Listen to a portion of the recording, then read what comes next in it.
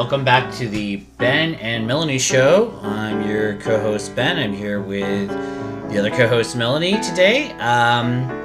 We're just back once again this week. We had a few things we wanted to talk about.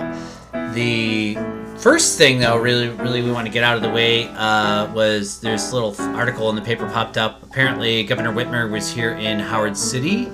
And, Melanie wanted to talk about that, I think, a little bit.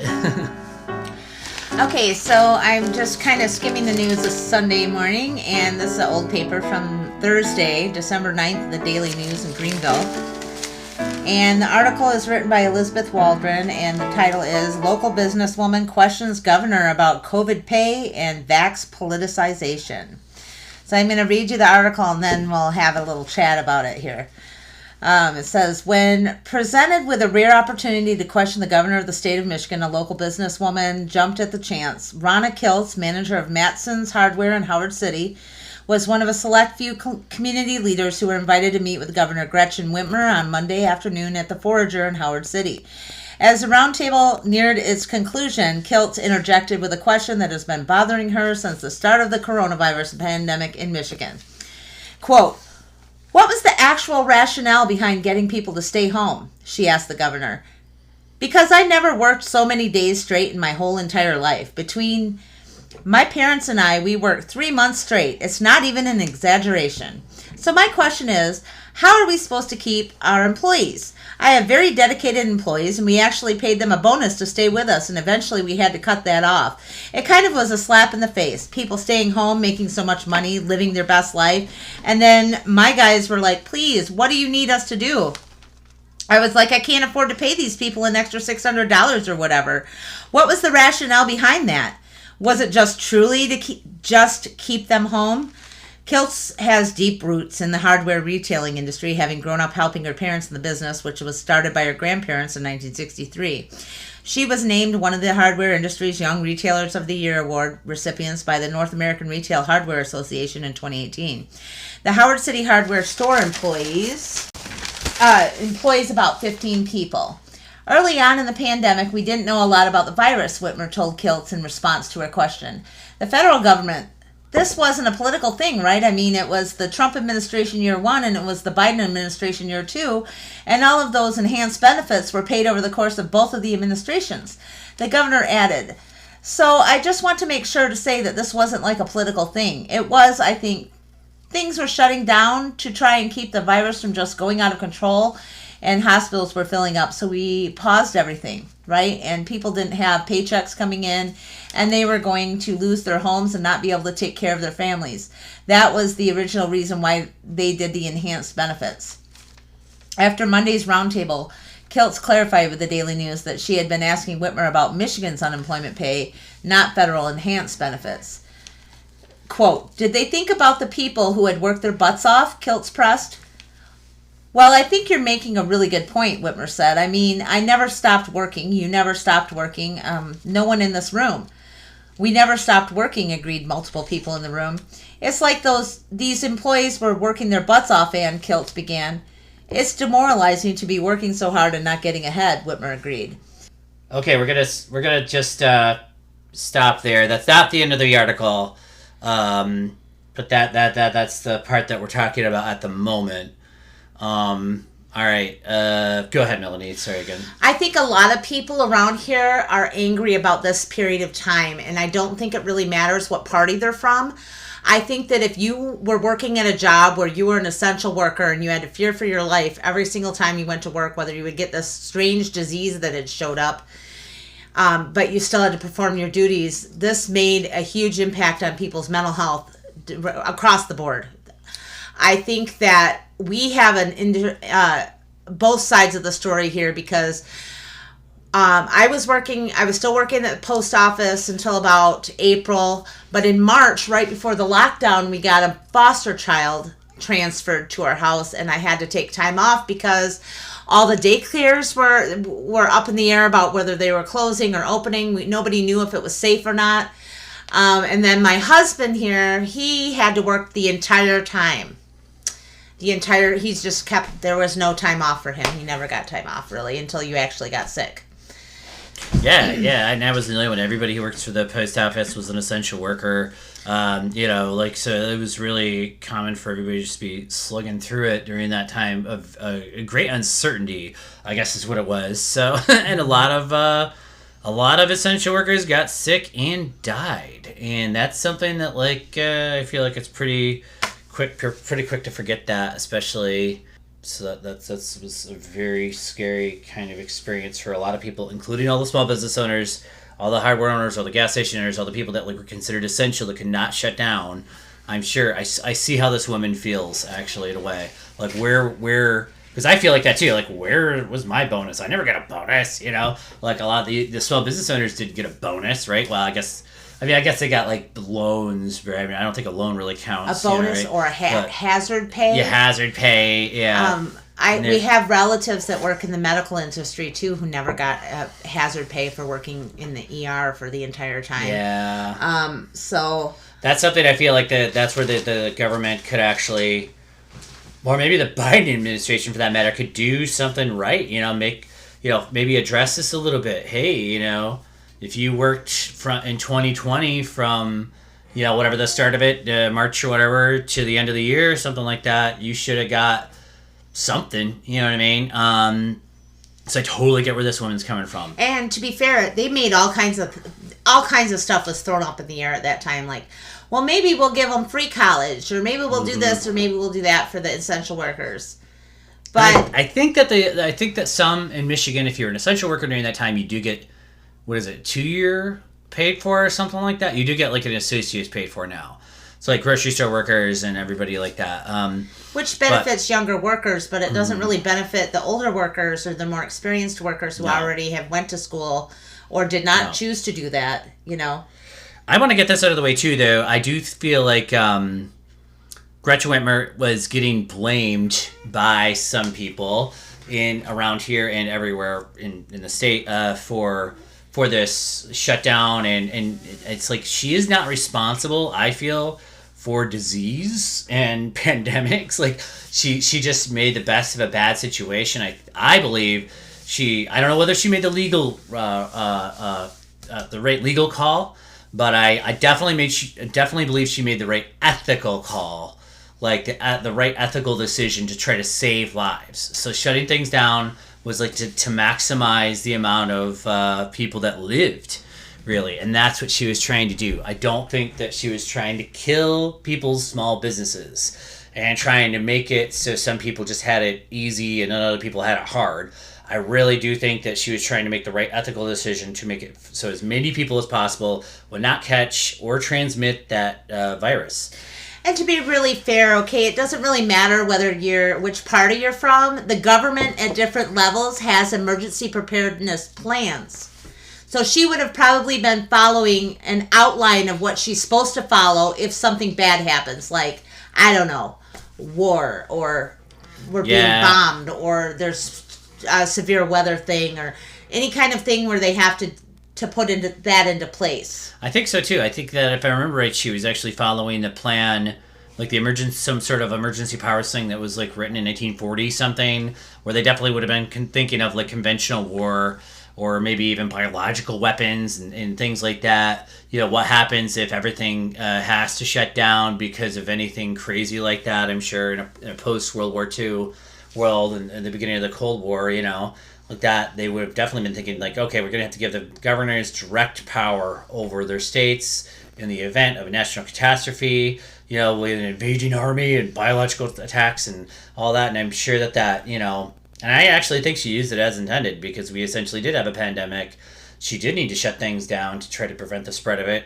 And in Michigan, apparently, that was a big part of it. It does seem like other states didn't have it quite as bad as us at first. We had it really bad somehow. And maybe that's because we're just indoors more because it was colder here. Anyway, I'm not obviously a scientist, so I wouldn't know. But that's a factor. Go ahead, Mel, sorry.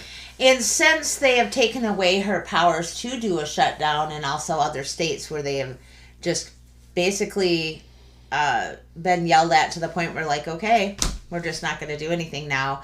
the numbers have skyrocketed, and the hospitals are full, and they've got National Guard in the big hospitals around here in Grand Rapids and in Beaumont and Detroit. Well, is that still going on right now? Yeah, they do not have enough workers. Okay, yeah. There's a shortage of nurses. Doctors and nurses are getting exhausted. They just can't do it anymore. I heard the caseload was like pretty much the highest, or at least hospitalizations, I guess, are the highest they've been. Yeah, I didn't know if there was federal involvement here. I mean, I guess, I don't know. Yeah, that's wild. Yep. Jeez. So it's pretty bad. Yeah, I think you're right. They've had to throw up their hands now. The state government has. They're just letting it go. Whatever happens, and maybe that's not such a good idea, though. It does kind of feel like they're letting a very vocal minority of people override maybe, what the majority of people might agree with, actually. And it's because the issue was politicized from the get-go, which it mentioned in that article.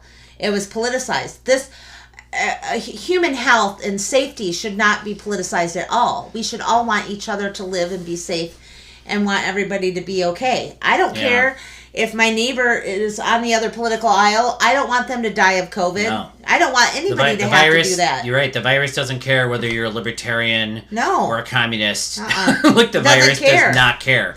Yeah. And then also I want to say too, during the beginning, no one knew how this was going to play out.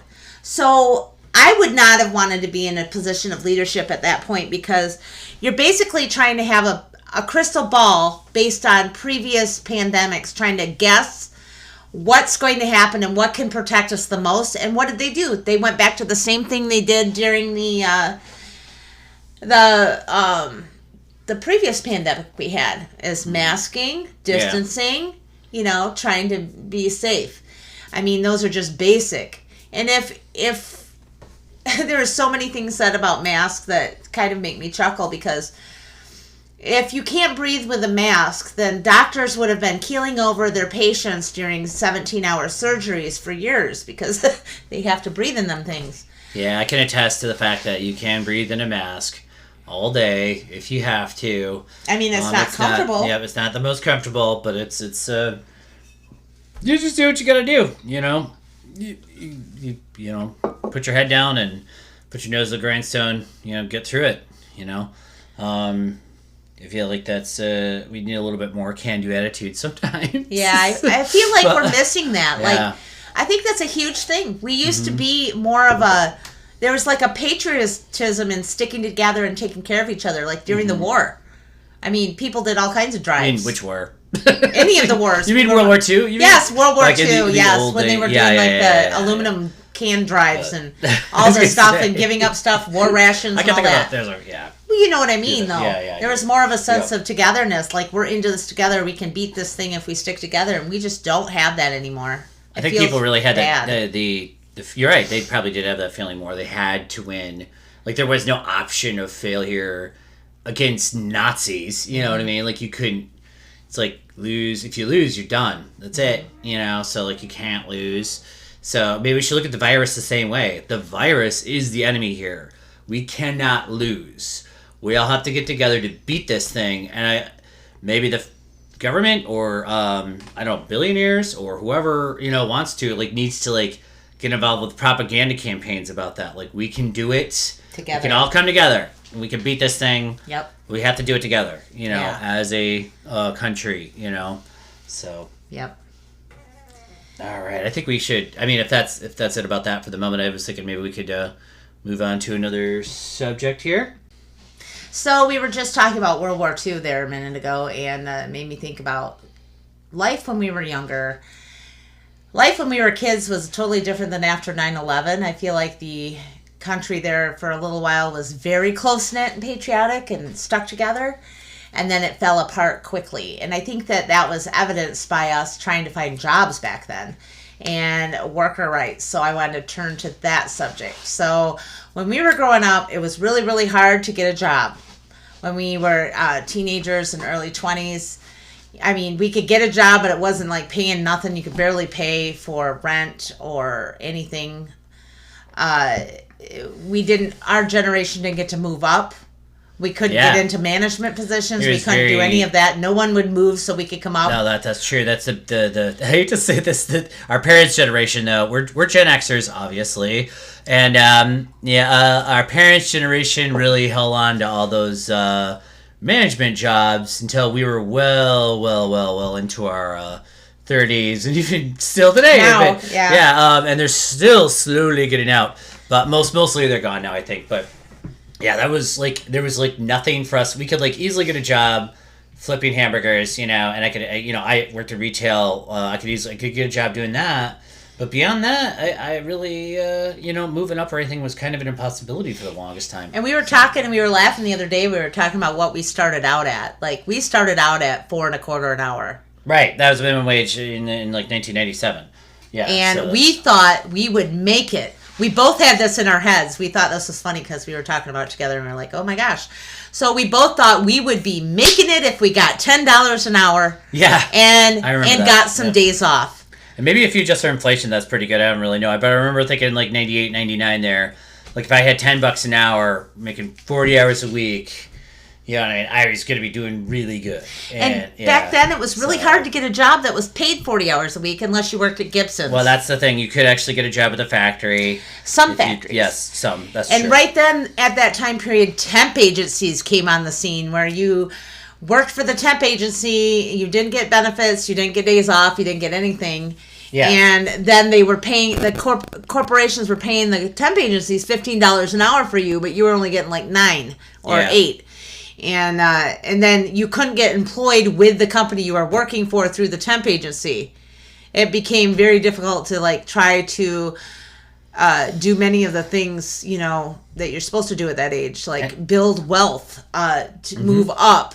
We all were trying to move into something to move up, to be able to get out on our own and get out. We wanted to get out on our own. The only avenue really for that, at that point, would have been college.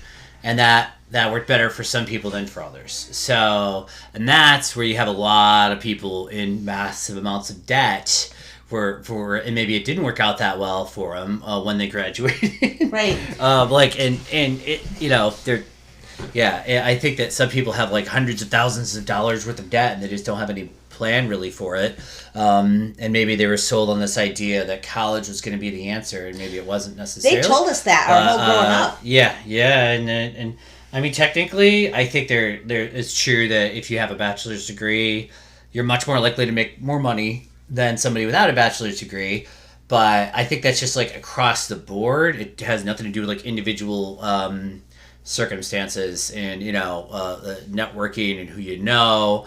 What your degree is in. There's so many other factors there that you can't just like throw a degree at somebody and a bunch of debt and just hope that they're just going to be fine. That's not going to help anybody.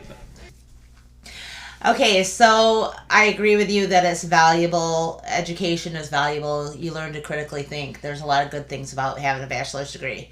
What my problem is that in that time period, somewhere between 90s and early aughts, it seemed like employers started to require a bachelor's degree as a bare minimum to even get a job.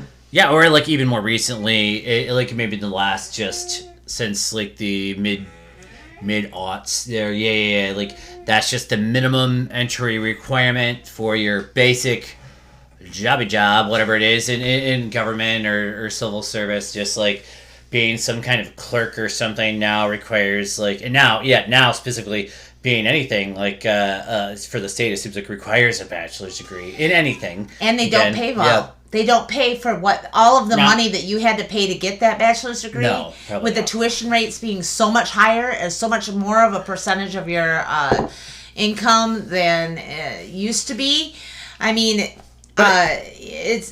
They're requiring all this stuff from us, but that we don't get any return from that investment. And then we're going out and trying to get jobs, and then they require the bachelor's degree, and then they're like, "Oh, we're looking for a graphic designer," and then you read the article or the rest of the ad, and it's like, "And we also want you to be an IT specialist, and you need to be expert in program management." That's true. Oh my God! And it's just like, but we're going to pay you $28,000 a year. Here's your $20 an hour, $19 an hour. you have to be basically a computer programmer, a network specialist, a graphic design person, and also, yeah, you're right, no program management somehow. Also be, ready to have to run everything or something. So and here's your whole $19 an hour. It seems like I've seen that in many job postings in the last couple years. Like, it's gotten way ridiculous. Anyway. And that's one of the things that's coming out of the pandemic right now. I'm really kind of thankful for, because we've been waiting our whole life for an equal chance to get into stuff and actually have an actual career. So I'm glad that the workers are starting to find their solidarity again. They're striking. And employers are not being able to do that as much. It's starting to be an employees market, which, thank goodness, because we need a living wage, and many people are working. We shouldn't be working like 4 part-time minimum wage jobs to be able to afford a crappy little tiny apartment. No, I was really surprised when I heard the John Deere strikers won their strike. That was a big victory for labor. Obviously, is quite inspiring.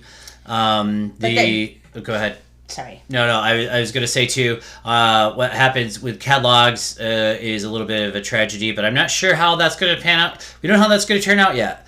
I know catalogs they tried to break their union by hiring all new scabs, basically, by firing everybody. But I heard that might not work out so well, because I heard there's a whole bunch of I read this on Reddit, that there's a lot of fake job applications getting put on Kellogg's website by hackers, like so many that their human resources department and human resources algorithm will not be able to sort through them, and maybe it will make things difficult for them, and they will have to continue to pay union workers to work there. And that's employer pushback, because they like having all the control. Yeah. That's why they're getting us to fight over unemployment. Also, a big shout out to my brothers and sisters in the APWU. That's the Postal Clerks Union. Sounds like we might already have a new contract, which has got to be a record. Last time it took years and years and years at arbitration and everything to even get a contract, and this time apparently it took 4 months. So, but there is going to be a new contract for postal clerks. Hopefully it goes better for the other postal unions as well. That was amazing. I keep thinking about that my own contract here. Anyway, lately, and as part of this, and I think that the management all over the place in general is keen to just kind of make a deal at this point, because there is a shortage. They're realizing that workers aren't going to take it anymore. Yeah. Because you're paid so little, you don't really have anything to lose. Yeah. And maybe that's how it should be, though. In a way, maybe you should actually have a social safety net to fall back on if you're in between jobs and stuff like that. Although obviously a lot of people would disagree with it. If you're a business owner, apparently a lot of business owners disagree with the social safety net option. But there seems like there should be something, and it might make people might be more resilient if they have a better social safety net too. Like if they want to quit their job and start a small business, if they have a way to do that, like a small income, just to get by in the meantime, that could increase entrepreneurship. I feel anyway. I want to make a point too that we're really low on the list for countries that have social safety nets. Many of the countries we aspire to be like, European EU countries, have better safety net for their people than here. I think really pretty much any industrialized country in the world at this point has a better social safety net than the United States. And we work more than anybody, too. Yeah. Our work days and work hours. We do work a lot, yep. But, well, not us individually necessarily. But Americans, I should say, work a heck of a lot. And they should get more benefits for that. They should there should be benefits to putting in that much work and that many hours. Like that lady from Howard City was saying, she had to work a ton. Yep. And that's not. That's good that she did it, but she should be a recipient of some. Even as a business owner, maybe as a small business owner, she should be a recipient of some help you know, like, and I agree with that. Yeah, so, let's bring it back from Wall Street and down to the local main street. That's what we need to do. Yeah, down to the main street. Let's bail out our main streets instead of our Wall Street. Mm-hmm. I am in full support of the workers. I am so proud of everyone for learning what is important in life. I think that's what we've learned from the pandemic is we got to spend a lot of time inside and we started examining ourselves. You know, and mental health is a concern right now with everyone because of this. And maybe everyone has realized that we work too hard and we need to actually, are we working to live or living to work, you know? Yeah. Yeah. What's important? Oh, I know. I think all of us have had the experience. The pandemic has taught us some valuable lessons. Yes. And that really, the family is the number one thing for most people. Yep. It's no, you know, when you're sitting back looking at your life at the end here, if you just could imagine yourself, you know, on a factory floor or just like in retail, you know, counting change the entire time, that's probably not what you want to be seeing necessarily. You know, you want to be seeing you want to see your hopes and dreams be realized a little bit. Mm-hmm. You know, even if that's just spending time with your kids and your grandkids, you know, like that's the main thing there. So, and your health is a number one priority too. Yeah. And I think people forget when they get in this argument over the unemployment that was given out is that I would like to shout out to parents because during the pandemic, when you're trying to work and parent your children and the schools were constantly closing and the daycares were closing and you had nowhere to put your kids because the grandparents were afraid to watch them or there was no grandparents to watch them, you know, and you had to take time off. And that was a real struggle. A lot of people lost their jobs during that because of that, because they had to stay home to take care of their kids. I mean, I want people to realize that those $600 was for parents a lot of times. One of them had to drop out of the workforce to be able to take care of the family during this time. Oh, yeah. So, I'm not mad about anybody getting money. I just think that the money should have been for everyone, including the small businesses. I think that would have made everybody not feel so angry at each other. Yeah.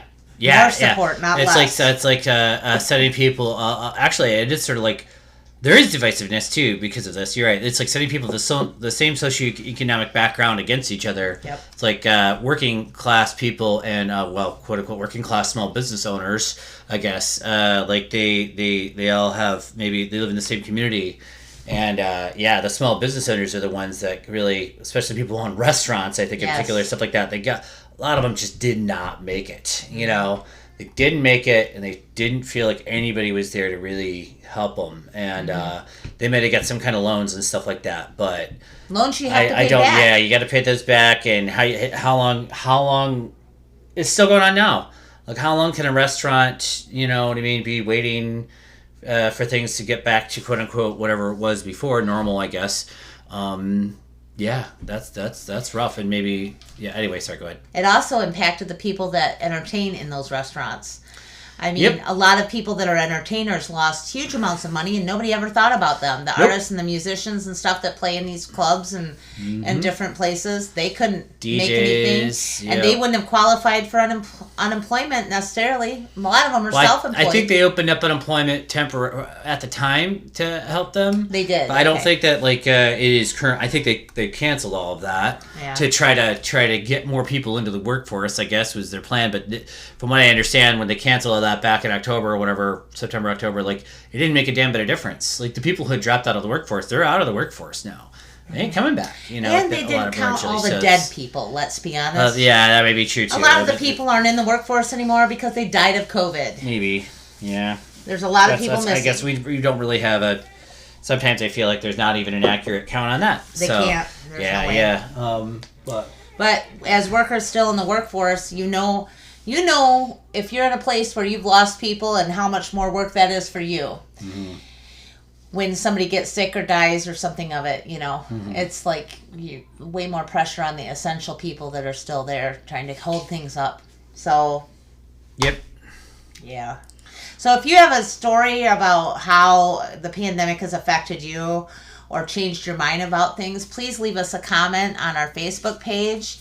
at the Ben and Melanie Show on Facebook, or you can email us at benandmelanieshow@gmail.com. Correct. No, it's just Ben and Melanie Show at gmail.com. Or the email. Yeah, just Ben and Melanie Show. Yep. No.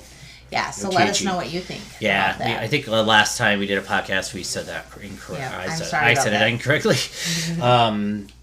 Any housekeeping for the podcast or anything like that? I wanted to say we had some problems with Apple hosting our podcast, but apparently you can download it on Apple Podcasts now. So that's what I was really trying to get it on there. So it's available. Also, I believe it's available on Google Podcasts if anybody uses that at this point. I'd have to double check, but I know at least it's on Apple now, and as well as Spotify. So I've noticed that Facebook waits until the peak time when everyone's on to release it, which I did not know that. So I posted it, and then it finally popped up automatically, so it's on there twice. Sorry about that. Still learning how things are going, but they wait till peak time, and then they will put it on there. So future cast should be on there like that. I wanted to say thank you to all the listeners. We finally got enough people on our Facebook page that are listening that we can finally see some insights to try and find out what kind of stories you want to hear. We really would welcome feedback. If you want to leave a comment or email us, that would be great. If you have any story ideas, let us know. Yeah. And I wanted to say thank you, Gretchen Whitmer. Thank you for everything you do. Yes. So, all right. Oh, yeah. The outro. Oh, yeah. Mama P, motherfucker. Mama P. Yeah.